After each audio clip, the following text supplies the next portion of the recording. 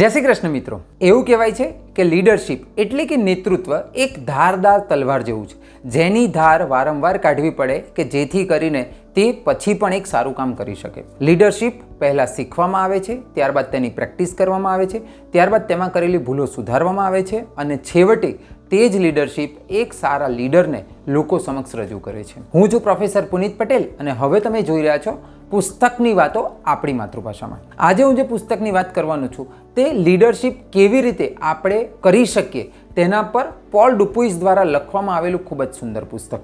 હું જે પુસ્તકની વાત કરું છું તે છે the rule of 5 leadership and E5 movement. આ પુસ્તકની વાત કરીએ તો પુસ્તકમાં કુલ મળીને 10 પ્રકરણ આપેલા છે. આ પુસ્તક સૌથી પહેલાં 2020માં પ્રકાશિત કરવામાં આવ્યું હતું. આ પુસ્તકની અંગ્રેજી આવૃત્તિ જ મળે છે, ગુજરાતી આવૃત્તિ મળતી નથી, પરંતુ અંગ્રેજી ભાષામાં ખૂબ જ સરળ રીતે આ પુસ્તક લખવામાં આવ્યું છે. જો ટૂંકમાં પુસ્તકની વાત કરીએ તો આ પુસ્તકમાં લેખકે E5 ફોર્મ્યુલાની વાત કરી છે. જો E5 ફોર્મ્યુલાની વિગતવાર વાત કરવામાં આવે તો E સ્ટેન્ડ્સ ફોર એન્વિઝન, પછી છે એક્સપ્રેસ, પછી છે એક્સાઇટ, એના પછી છે એનેબલ અને છેલ્લો E એટલે કે એક્ઝિક્યુટ. હું આ દરેક Eની વિગતવાર વાત આ વિડીયોમાં કરીશ.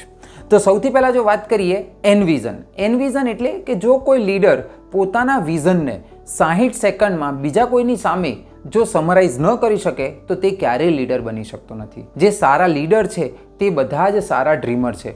તેઓ હંમેશા પર્પઝ ડ્રીવન અથવા પર્પઝ સેન્ટ્રિક કારણોથી જ પોતાનું કામ કરતા હોય છે. દરેક સારા લીડર એક એપ્રોચનો ઉપયોગ કરે છે અને તે એપ્રોચ છે સ્ટોપ. STOP. S એટલે કે સ્ટોપ, ઊભા રહો. T એટલે કે થિંક એટલે કે વિચારો. O એટલે કે ઓબ્ઝર્વ, તમે જુઓ. અને P એટલે કે પ્લાન, અને હવે પછી તમે તમારી રણનીતિ બનાવો. જે પણ સારા લીડર્સ છે તે હંમેશા પોતાના વાણી અને વર્તન દ્વારા તે શું વિચારે છે તે લોકો સમક્ષ રજૂ કરે છે અને તેમના વિઝન હંમેશા બોલ્ડ, હંમેશા સરળ અને સરળ રીતે યાદ રહી શકે તેવા હોય છે. હવે જો બીજા Eની વાત કરીએ તો બીજો E છે એ છે એક્સપ્રેસ. જે પણ સારા લીડર છે એ જે પણ કંઈ વિચારે છે તે પોતાના વાણી અને વર્તન દ્વારા લોકો સુધી પહોંચાડે છે. તેમના વાણી અને વર્તન બંને એકબીજા સાથે મેળ ખાતા હોય છે, જે તેમના વિઝનની વાત હંમેશા કરતા હોય છે. અહીંયા બે રીતે એક્સપ્રેસ કરવામાં આવે છે. પહેલું છે એ વર્બલ કમ્યુનિકેશનથી અને બીજું છે એ નોન વર્બલ કમ્યુનિકેશનથી. એવું કહેવાય છે કે જે સારા લીડર્સ છે તે હંમેશા એક પ્રભાવશાળી વાર્તા દ્વારા પોતાને એક્સપ્રેસ કરે છે અને જેથી કરીને લોકો તેમની વાતમાં રસ પણ લે છે. એવું પણ કહેવાય છે કે વાર્તા એક એવી વસ્તુ છે કે જે દરેક વર્ગના લોકોને સાંભળવી હંમેશા ગમતી હોય છે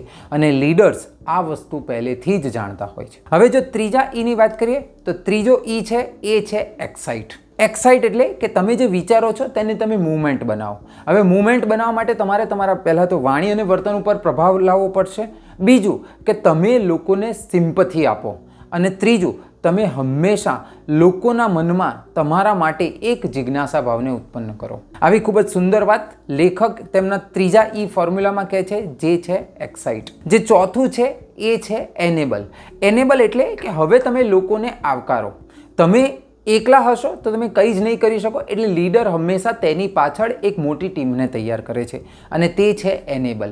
એનેબલ એટલે કે તમારી ટીમના જે પણ મેમ્બર્સ છે તેને તમે તમારા પરિવારના સદસ્યની જેમ માનો. તમારા ટીમના દરેક મેમ્બરની નાનામાં નાની સફળતાને તમે તમારી સફળતા જુઓ અને તેમની સાથે તમે એન્જોય કરો. તમે તમારા રોલ્સ અને રિસ્પોન્સિબિલિટી તેમની સાથે હંમેશા શેર કરો અને તેવું કહો કે જો તમે સફળ થશો તો તે સફળતા તમારી છે અને જો તમે નિષ્ફળ થશો તો એ નિષ્ફળતા કદાચ હું એના માટે કારણ હોઈશ, એટલે હું તમારા નિષ્ફળતાને હું સ્વીકાર કરીશ. આવી ખૂબ જ સુંદર વાત લેખક તેમના ચોથા Eમાં કહે છે, એ છે એનેબલ. અને જે છેલ્લું છે એ છે એક્ઝિક્યુટ. દરેક વસ્તુ આ દુનિયામાં બે વખત થાય છે. પહેલી વખત વિચારમાં અને બીજી વખત વાસ્તવિકતામાં. અહીંયા દરેક વસ્તુ પણ બે જ વખત થાય છે. પહેલી વખત વિઝનમાં અને બીજી વખત એક્ઝિક્યુટમાં. દરેક સારા લીડરમાં એ તાકાત હોય છે, એ ધગશ હોય છે કે જે એ વિચારે છે તે કરવાની તે હંમેશા પ્રયત્ન કરે છે. હંમેશા એક્ઝિક્યુટ એક લર્નિંગ ઓપોર્ચ્યુનિટી છે અને એક્ઝિક્યુટ એક જર્ની છે, જેના કારણે કદાચ તમને ડેસ્ટિનેશન મળે પણ ખરું અને ન પણ મળે, પરંતુ જો તમે એક્ઝિક્યુટ કરવાનો પ્રયત્ન કરશો તો તમને ડેસ્ટિનેશન મળવાના ચાન્સીસ હંમેશા વધી જાય છે. અને આ જ કારણ છે કે જે લીડરને બાકીના ટીમના સદસ્યથી અલગ કરે છે. આવી ખૂબ જ સુંદર વાત લેખક પોલ ડુપુઇસ તેમના પુસ્તક ધ રૂલ ઓફ 5માં કહે છે. એટલે હું જો મારું અંગત મંતવ્ય આપું તો તમે આ પુસ્તક વસાવો અને વાંચો, કે જેથી કરીને તમને ખબર પડે કે લીડર હંમેશા કેવી રીતે વિચારે છે અને એ કેવી માનસિકતાથી કોઈ પણ વસ્તુ એક્ઝિક્યુટ કરે છે. હું આશા રાખું છું કે તમને આ પુસ્તકની વાત, આપણી માતૃભાષાની માહિતી ખૂબ જ રસપ્રદ લાગી હશે.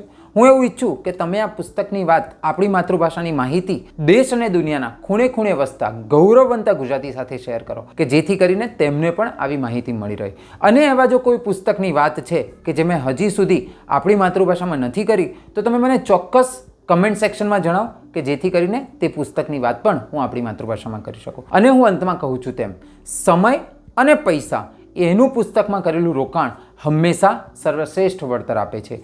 હવે દર સોમવારે મારા સોશિયલ મીડિયા હેન્ડલ્સ ઉપર વધુ એક પુસ્તકની વાત આપણી માતૃભાષામાં. જય જય ગરવી ગુજરાત, જય હિન્દ.